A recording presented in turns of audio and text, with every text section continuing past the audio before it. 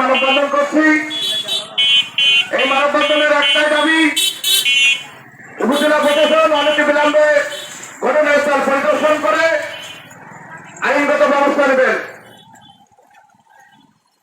আজকের এই মানববন্ধনের পরে যদি উপজেলা প্রশাসন অথবা জেলা প্রশাসন কর্মকর্তাদের গা ঘেঁষে ইটের বস্তা, বালু সহ প্রায় 400 ফুট মতো জায়গা দখল করে নিয়েছেন ইতিমধ্যে উন্নয়ন প্রতিষ্ঠার পরিচালক শেখ ইয়াকুব আলী। তিনি আরো নদীর ভিতরে প্ল্যান নির্মাণ করেছেন। পানি চলাচল, জোয়ার ভাটার সমস্যা হয়, একদিকে ভাঙে একদিকে গড়ে, ওই পাশ থেকে গড়তিছে এ পাশ থেকে গড়তিছে, তাইলে নদী ছোট হয়ে যায়।